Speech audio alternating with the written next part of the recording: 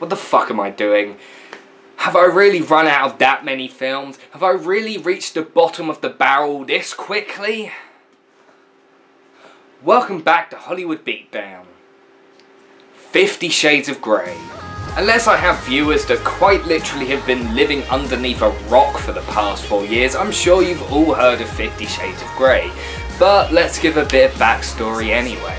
50 Shades of Grey was originally a 2011 erotic novel that was an expansion of a piece of Twilight fan fiction. Yep, that says all it needs to say. Anyway, the book was critically bashed, most people saying it was one of the worst written books to ever be published. But it was a gigantic hit and sold over 125 million copies worldwide. There were 2 sequels and another book that came out this year that is set from the perspective of Christian Grey, one of the main characters. On Valentine's Day of 2015, yes, we're actually reviewing a film that came out this year. A film adaptation was released and, as you would expect, it was hated by everyone except for the middle-aged women who read and enjoyed the book. As of August, the film is currently the 5th highest grossing movie of the year. There must be a reason for that, right? Well, let's see. This is 50 Shades of Grey. So the film starts with shots of entrepreneur Christian Grey getting dressed up. It cuts back and forth between him and the female antagonist Anastasia Steele. Yes, that is her name. Can you tell this was based on a porn novel? Anna is driving to have an interview with Christian at his building, but she is actually filling in for her friend Kate. They're both college students and somehow they've managed to get an interview with Christian Grey, a guy who is one of the busiest billionaires in the world and lives a very secretive life. Most full-time journalists can't get an interview that big, let alone a college student. The interview scene is incredibly slow. It is nothing but talking. The scene really isn't bad, it's just dull, kind of like the rest of the movie, to be honest. It's a way to develop the characters. We find out a bit of backstory about Christian, and Anna acts nervously. They share no chemistry at all, but the music makes it sound like they are, so I guess this is true love. You can definitely tell this came from Twilight fan fiction. So you're a control freak? Oh, I exercise control in all things, Miss Steele. That's it. Cheese. Christian takes her question sheet and emails Kate the answers. Anna tries to say that she is not attracted to him, but she obviously is. What's wrong with being attracted to someone that you'll probably never see again? Hey, look at that pencil against her lips with the name Grey on it. That's probably foreshadowing what she's going to be doing to his dick later in the movie. We then have a short scene that literally has no purpose whatsoever, so let's pretend it doesn't exist. Which I wish I could do for the rest of the film too. While working at her job in the hardware store, she gets a call saying that her parents can't come to her graduation. Then she sees Christian in the store. So this guy is meant to be one of the most hardworking and busiest businessmen in the world, but he has time to go to a hardware store. In fact, we never once see him doing any work in the whole film. I don't know what his company does, and you never find out in the entire movie. You're in here. Good job. He is in the store. I'm glad you pointed that out, while standing 2 feet away from him and staring into his eyes. Christian asks her to direct him to the cable ties, then masking tape, then rope. Fuck listing these things. It's obvious he's stocking up on things for a sex dungeon. He gives her his card so she can call him to get photos taken for the article. Is this supposed to be romantic?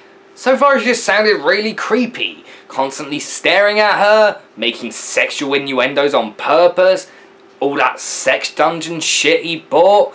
He sounds like he's going to take her back to his house and skin her alive. Christian takes Anna out for coffee. I find you intimidating. You should. Because I'm a serial killer. The date is kind of what you'd expect. 2 personality-less people talk about shit.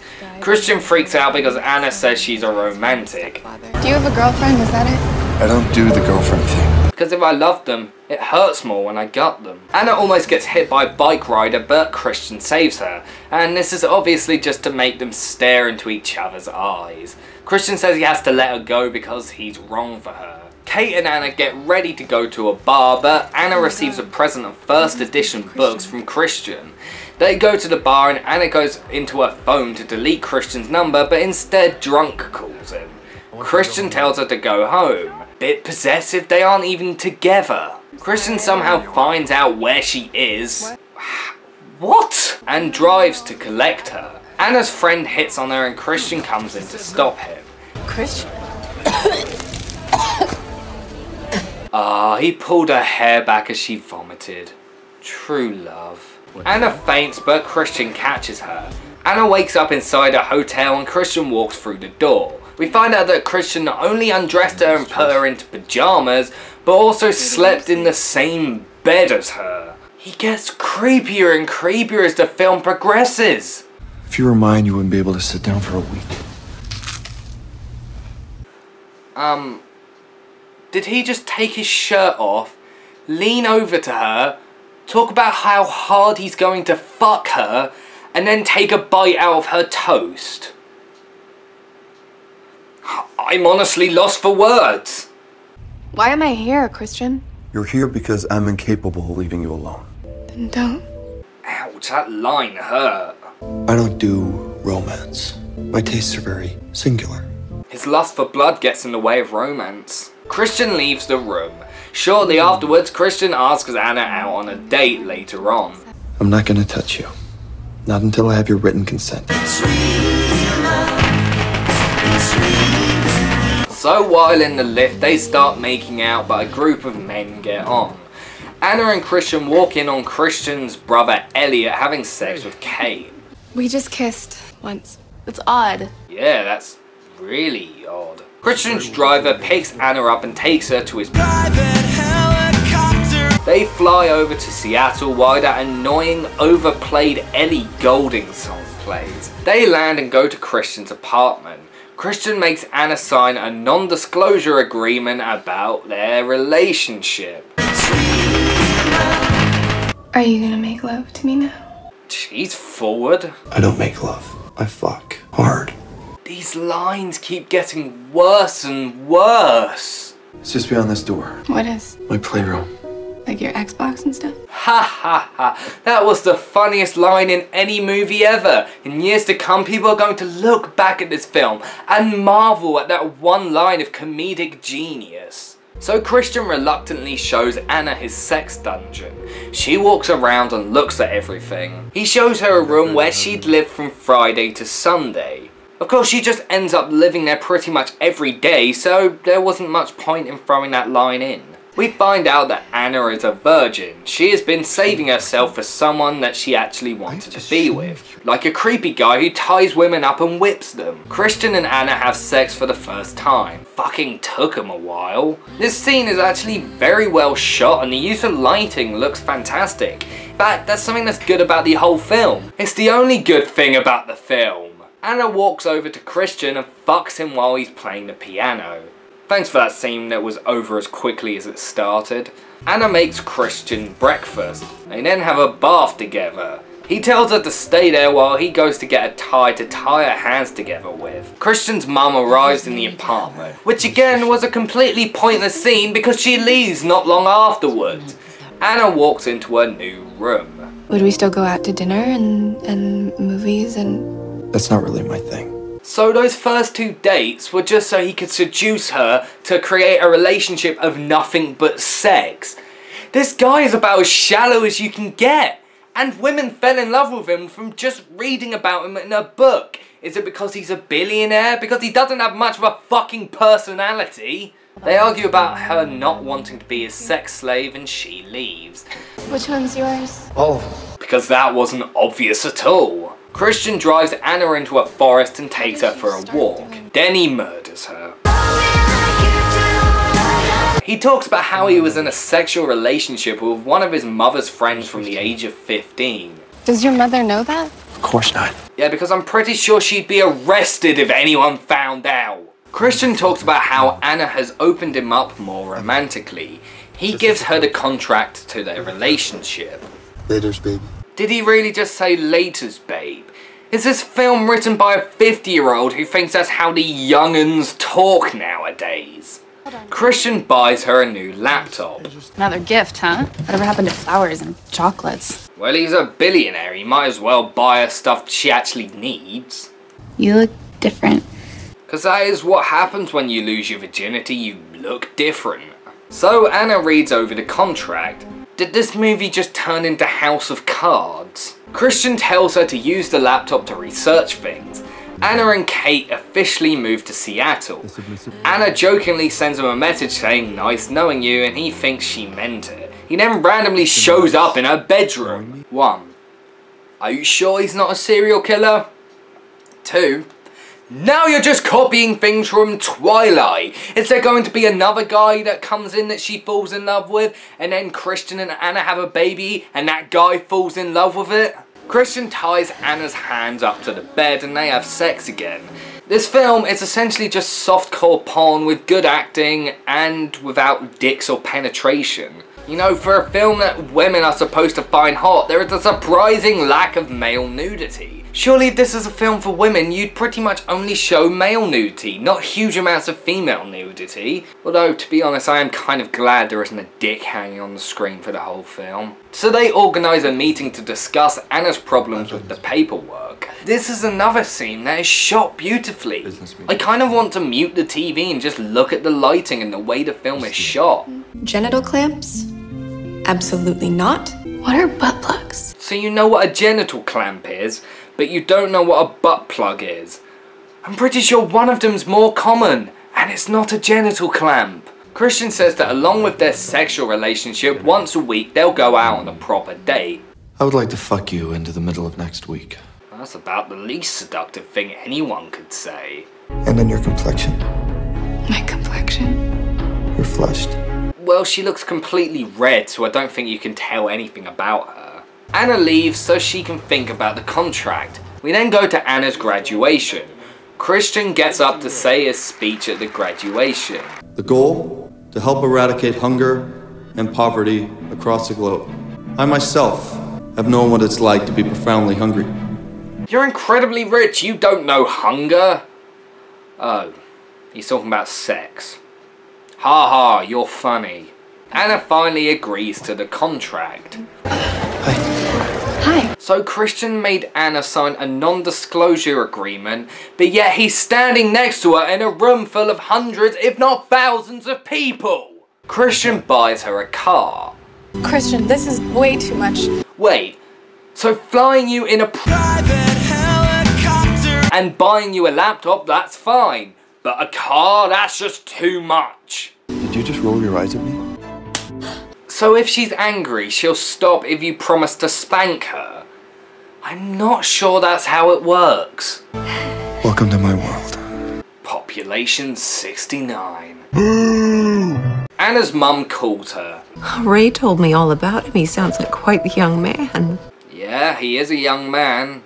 So Anna and Christian go to his sex dungeon. Yes, I know he calls it his playroom, but that's fucking stupid. It's a sex dungeon. Christian ties Anna's hair into a ponytail and tells her to kneel and wait for him there every time.